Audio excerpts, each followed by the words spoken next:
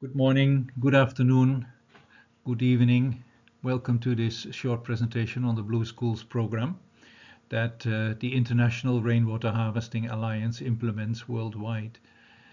My name is Heijnen. I'm the president of IRHA. I would like to thank the Rain School Initiative for allowing me to give this short presentation.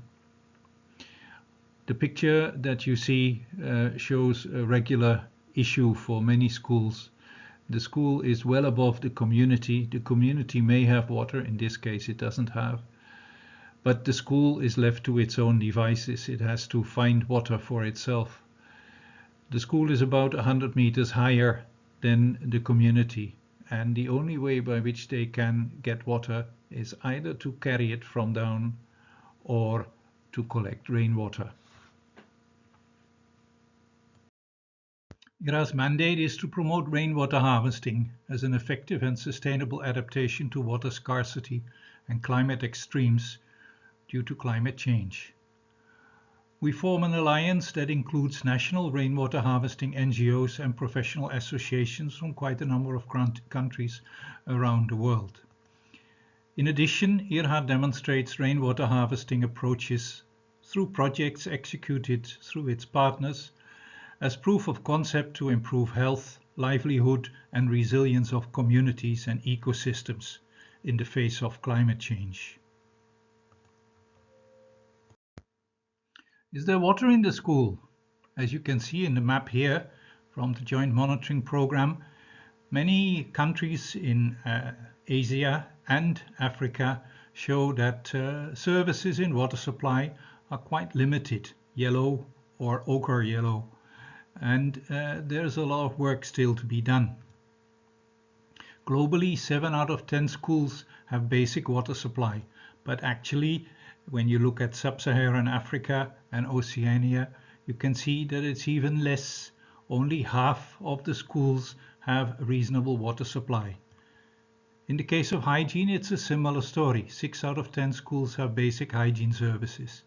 But again, Oceania, sub-Sahara Africa show that, just only at most a quarter of the schools have facilities such as hand washing stations and proper services for maintaining hygiene. The Blue Schools program aims to raise access to safe water supply, sanitation and hygiene in the school using rainwater harvesting as the driving force and rainwater as the source of water. It uses the formative school environment to further explain rainwater harvesting and its benefits and engage with the school community and the parents to further discuss the value of water and the surrounding ecosystem of the school. Activities undertaken include the infrastructure required to make rainwater harvesting and storage possible, and of course improvement of the wash facilities in the school as well as their proper utilization. Additional initiatives include tree planting under the motto "A Child, a Tree", a kitchen garden for improved nutrition, as well as activities such as sports and agricultural demonstration plots, and more as is feasible. The Blue Schools program is implemented by IRHA since 2005 and currently covers some 14 countries. It receives its funding from Swiss municipalities, foundations and companies.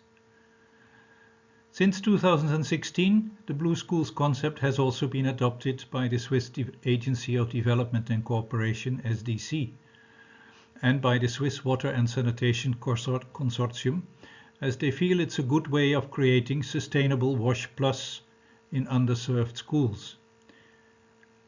The Blue School motivates children and parents for health and hygiene. It helps improve nutrition through vegetable plots, and it shows the importance of protecting ecosystems and water bodies, applying nature-based solutions. It is nice to see some rainwater collection and storage results from Togo, from Benin, from Ghana. These are from a while back, and more recently, last year, from the Tatirano NGO that is active in Madagascar. The Blue School program offers opportunities for developing ecologically sound solutions to sanitation, such as through urine diversion toilets. Of course, now that there is water in the school, hand washing stations are also being made in strategic locations. But blue schools go further.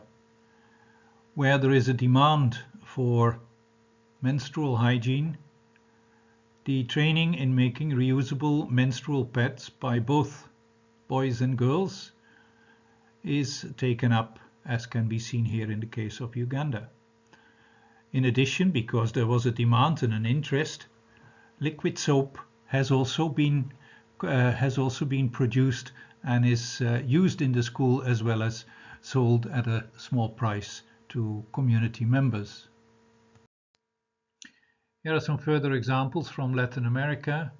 Northeastern Brazil, a dry zone area with low rainfall. School wash still makes it possible through rainwater harvesting to provide water and sanitation services in the school. Similarly, in Bolivia, in the upland areas, rainwater is the only source that they have available. Water treatment is important to the Blue Schools program.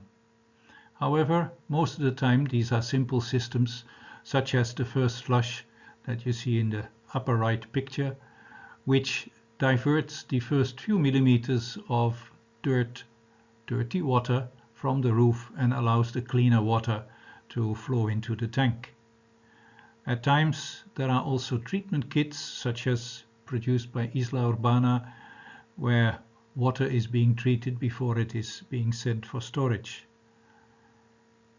Household water treatment is of course nowadays much more available in the market, and so therefore here in Nepal you can see a Kent filter that is in use for students to collect their drinking water. In 2022, the Scope Malawi NGO sponsored the construction of this rainwater harvesting system in Chokamkanasi Primary School in a suburb of Lilongwe. The water is being used for drinking, for hand washing and cleaning, but also, as this is one of the objectives of Scope Malawi, for promoting permaculture, a particular type of low input agriculture. And it seems to be very successful.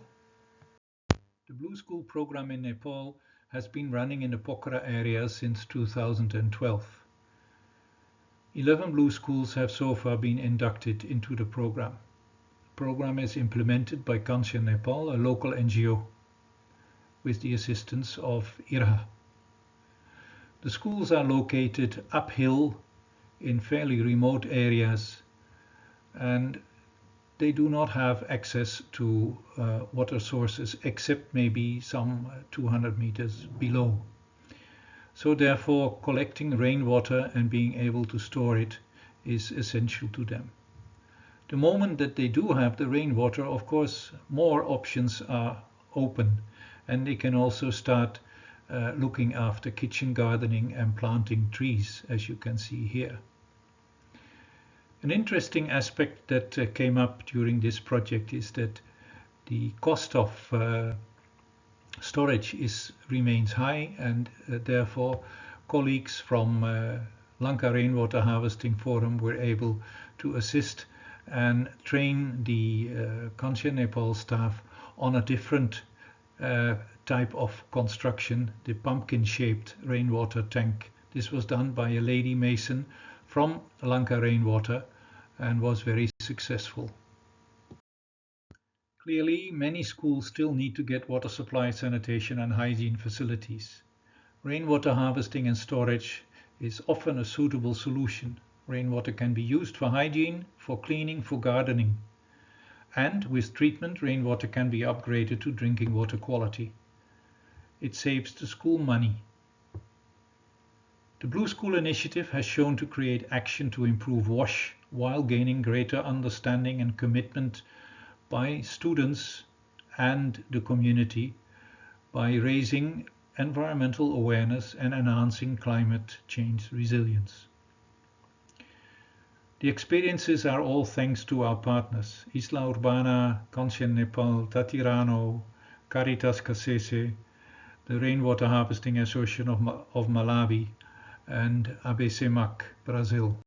Thank you for your kind attention.